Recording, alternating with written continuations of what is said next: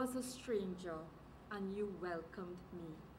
I was hungry, and you gave me food. I was thirsty, and you gave me drink. This is from the Gospel of Matthew, chapter 25, verse 36. It held a special meaning then when a group of men and women left their jobs and what had been their lives up to that point to follow Christ as he sought to transform the world. These were hard and anxious times, and even then it was clear that the hunger and thirst were not just physical, and that the welcome was not merely to village households. There was always a much deeper meaning to everything that Christ said, and a much greater truth that he was here on earth to reveal. This is the true meaning of what is termed Christian charity, and it is based on the golden rule that it is at the foundation of all religions. Do unto others as you would have them do unto you. It is echoed in the commandments and also holds true for those who are not strangers. I am definitely not a stranger to most of you, and certainly not to St. Augustine, where you have chosen to celebrate your 85th anniversary and to meet to chart the future of your organization and your church. I have grown up in this religion, and you have welcomed me and taken me among you. You have exalted me by asking me to be part of your observance and celebration. In turn, let me wish you well, even though many of you are not strangers to me. We are all here in God's name to do his work and to carry on his ministry. The Women's Conference has played a major part in the life of our church, and in these times, that seem to be the best of times and sometimes the worst of times. You have an even greater role to play in the future. Your choosing the theme, I was a stranger and you welcomed me, is especially significant when we consider the development of the Presbyterian Church in Trinidad and Tobago. There were these families, almost exclusively of Indian origin, among whom strangers from Canada came to spread a gospel that was entirely different from what they had grown up with, in a language that was still largely unfamiliar to many of them. The good people of Irie Village and of Trinidad as a whole did not throw them out or reject them. Consistent with their upbringing, their code of hospitality, and their own philosophy of life, they welcomed these foreigners and strangers with open arms and hearts.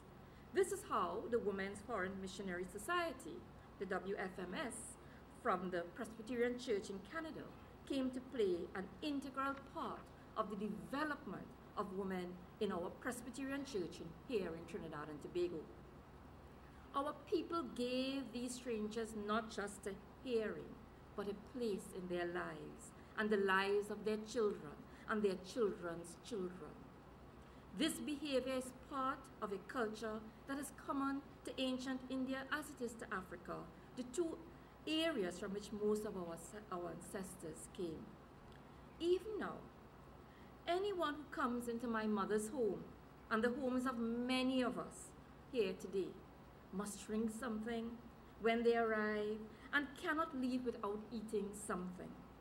This is our culture, and it is one that characterizes us even in the midst of hardship. Irie Village, just outside of Princestown, was the crystallization of the connection between the WFMS and the women of Trinidad and Tobago. It was the first of many. In 1912, 101 years ago, the Irie Home for Girls was established. Isn't that incredible? Who would have thought that anyone would start something so significant, a movement so far-reaching in what was really the country, the cane and agricultural area, instead of Port of Spain or even San Fernando? In many ways, this symbolized the growth of Presbyterianism in this country. It was based on the twin pillars of faith and education, and it found fertile soil in the country areas among our women. This is not surprising. I've always said that if you educate a man, with all due respect to the gentlemen in our midst, if you educate a man, you only educate one person. When you educate a woman, you reach beyond the individual.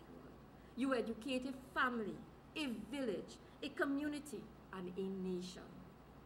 The United Nations agencies all know that the key to progress in the underdeveloped world is education of our women.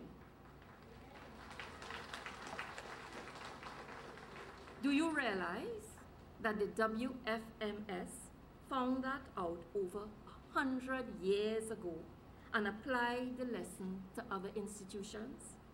Naparima Girls High School was also founded in 1912, and I was pleased to be part of the celebration of its centenary. It is a formidable institution with a history of service that is incomparable. The Archibald Vocational Institute was founded in 1931, 3 years after the first annual Presbyterian Women's Conference and the St. Augustine Girls High School, SAGS, the venue of today's momentous conference in 1953. I think it is fitting that we are here for this year's ceremony. This is the Diamond Jubilee year of this amazing school for girls. Its contribution to this community and country is incredible. Let's give them a round of applause. My own daughter attended St. Augustine Girls High School for the first 5 years of her life before moving on to Naparima Girls High School to do her Cape studies. St. Augustine Girls High School contribution to this community and country is incredible. It has added so much value to public life, education, and the quality of life of so many people. Like Naparima Girls, it towers over the educational landscape, turning out generations of female leaders. Of course, we must not forget all our elementary schools. For example, the Cura Presbyterian School right here in this community.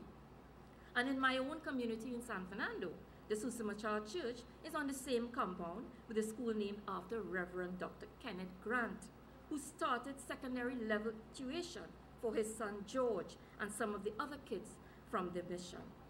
This is a Grant Memorial School, but it is a memorial not just to Dr. Grant, but for those Canadians led by Reverend Morton and his wife, who took over the mission at Irie High School and whose commitment to the cause of Christianity opened the eyes, hearts, minds, and souls of so many of us over the past 100 years.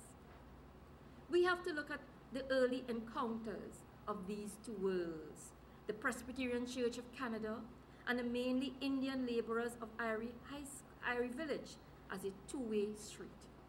It is true that there were strangers to us and we welcomed them, but we were also strangers to them, and they joined to help make our lives better. The Presbyterian religion in those days was very much like its founder, John Knox. It was not very tolerant, and it was more Old Testament style than New Testament. I think that our people, our women, especially helped to soften the approach of the Presbyterian Church, and we affected the Presbyterian religion just as much as it impacted on us. There were hymns in Hindi, there are bhajans celebrating God. They became part of the liturgy of this church. Even then, it was never, and it is not an unequal relationship like colonialism was. It was never part of the colonization of Trinidad and Tobago.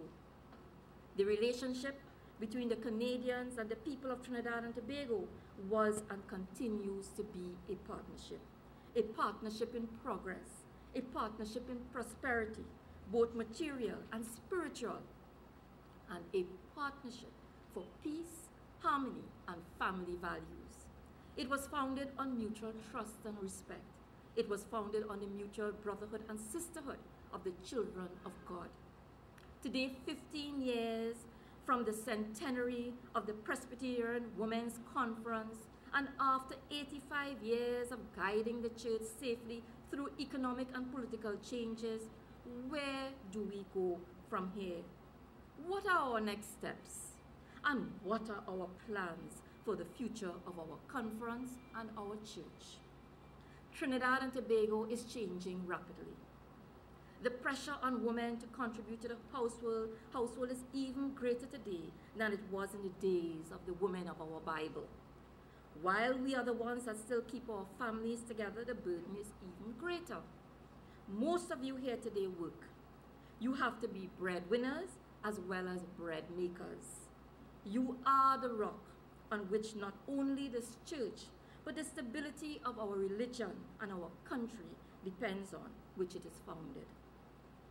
Having said that, as women in this church, we still play the role of women in the Bible, many of whom were charged with the responsibility for building great leaders. The perfect example being Mary, the mother of Jesus Christ, who built one of the best leaders in the world today. Young women today, however, are not like the young women of our generation or the ones in Irie Village who were the first converts to Christianity. They have to make very tough decisions about many things at a very early age. These are what we term heavy subjects, not the least of which are sex, drugs, religion, and education. Our generation did not have to make these choices until much later. We had time to learn and time to grow. Our socialization was less rapid, and within the context of the extended family, we had warmth, safety, security, and discipline. Today, the internet, Facebook, television, the Twitter, the cell phone, this cell phone generation have no such safety net, no such comfort zone or nurturing environment. The technology itself is a two-edged sword. It is like the atom in a way. It can destroy lives, but it has enormous potential and capacity for good. It can make life much, much better for this generation and generations to come. However, the internet platform has to be supported by pillars of fairness, transparency, equity, honesty, trust, and trustworthiness. Do you realize today we are becoming more and more strangers to the truth? In the past, when we welcomed strangers into our homes and into our lives, we were accustomed to assuming first trust and trustworthiness until I can prove that I cannot trust you. Today, do you realize that when we welcome strangers into our homes and our lives, we start with the assumption of mistrust until I can prove that I can trust you? Isn't that a telling tale of our society? This is why it is incumbent on organizations such as this to ensure that these values are instilled and embedded in our children. It is incumbent on our schools and on our homes to continue to instill and embed in our children. We as women, as parents, as aunts, as mothers, as grandmothers, and makers of leaders, we do our best, but that is sometimes not enough to keep our children, our daughters especially, along the straight and narrow path. It is not easy to walk that straight and narrow path. It is about making sure we have the courage to do so. Today, my friends, technology is a tool, as useful and as dangerous as a knife in the hands of a child or a box of matches. We need to work with our children. We need to work with them to ensure that they know the dangers and they choose the positive instead of the negative. And this is why, I stand here and I have no qualms of repeating my public statement that using the net by these bloggers for propaganda to destroy the lives of people, we cannot continue because we are not interested in the truth. And that is because the value system in our society has broken down. This challenge of change and the challenge to change is what faces you for the next 15 years and beyond. I think you need to reevaluate the role of your conference and of women in our church and what we could do for our daughters, our children as a whole, and how we can continue to remain credible and current. This is not an easy task, but in unity there is strength. Look at you here today. Look at strength you have displayed. Look at unity you have displayed. You need to give yourselves a round of applause for the unity you have displayed. I believe that our children, our religion, our church, the tolerance for which it is best known, the mix of economic and social activities that characterizes and celebrates our comradeship are the keys to the future of our church. I know how much your president, Mrs. Ramlochan, the members of your board, and the many other women's groups that are represented here today from so many different communities across the country are concerned about the future of the women's movement in the church and the church itself. You have done a lot. You have worked hard, but your most important contributions are yet to come. In San Fernando, as the Member of Parliament for San Fernando West, we are trying to restore the sense of community and pride in our city. I believe that the reason the Presbyterian Church became so firmly established there is because San Fernando is the most cosmopolitan and the most tolerant city in the country.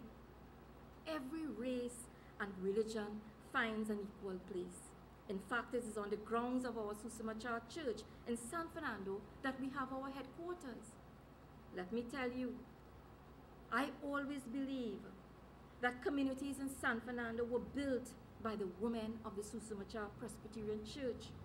Similarly, many of you here today, and the many of whom have gone before us, built the many communities in close proximity to your churches. Today, we need to return to rebuilding strong and cohesive communities. And you have an important role to play in that. With strong and cohesive communities, we can build strong and cohesive neighborhoods. And with strong and cohesive neighborhoods, we can build a strong, cohesive, and united nation.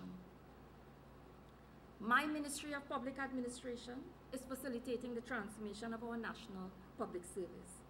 It was part of the British Civil Service, but when our country became independent in 1962, it became the National Public Service. Last year, it was 50 years old. Yet while celebrating those 50 years of Golden Jubilee, we were putting in place a plan for the next 10 years. By the time the Diamond Anniversary comes around, we want to see a 21st century public service that is citizen-centric. We want to ensure that any citizen, regardless of creed, race, geography, can access the best possible service in the shortest time, at the highest quality, and at the lowest cost. Our citizens are demanding value for money. They see better service as a right and our responsibility. However, while we modernize the public service, it must be steeped in the core values of the public service.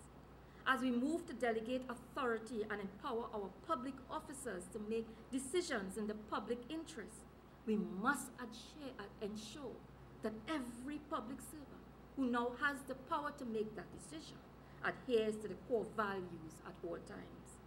It is the same bedrock on which we build our children's future and our nation's future. It is the same core values, family values, that I referred to earlier, of fairness, transparency, equity, honesty, trust, and trustworthiness. To this I must add integrity. Integrity in public life and in the public service must go hand in hand. As a product of the Presbyterian primary education system and the Presbyterian Church, integrity is my personal yardstick and beacon. It is what I stand for and will always stand for. It is what I hope my children will be known for when they face their own challenges. I have learned that while it is important for people to like you, it is even more important that they respect you. I believe that if you don't stand for something, you will fall for anything. as a politician, as a professional, and as a minister of government and parliamentary representative, as a mother, a wife, and a woman, I try to keep to those same core values. I do not believe that I should do as a politician what I will not do as a mother. I have to walk the same walk and walk the same talk. I owe this, my friends, to my strong upbringing in the Presbyterian Church, and I want the same for my children. This is why faith-based organizations such as yours has an important role to play. Every organization, every movement, every group is facing the same test of its relevance and its resolve. We cannot talk about good governance in our country if we do not have the family values by which we all stand. We live in trying times where our long-held and deep-rooted values are vanishing. It is not every stranger who is now welcomed into our communities or in our homes, as there are many who will try to enter, as you know, with felonious intent. There are an increasing number of people who do not have food to give or water to share. Their social causes at the root of many of our problems of drugs, crime, and prostitution. We cannot be complacent or comfortable in the midst of the breakdown in values and the escalation of crime. We have to become more active and in and outside of the church. We have to look ahead and be proactive. We have to be advocates for a better Trinidad and Tobago and dedicate ourselves anew to our children's future. We have to preserve and protect our environment and our family values. It is truly said that a woman's work is never done. If our work is done, then our nation will be done as well. I urge you to spend a little time in this conference and even devote the next one to a long, hard look at your future. You are an extremely important group that can help us realize a better future for our church, our families, and most important, for our nation, our beloved nation, Trinidad and Tobago. You have demonstrated over 85 years your grasp of the fundamentals of Christianity, love of family, love for neighbors and community, love for country, and most of all, love for life. You have been a vibrant and active part of our church and its mission. We need you.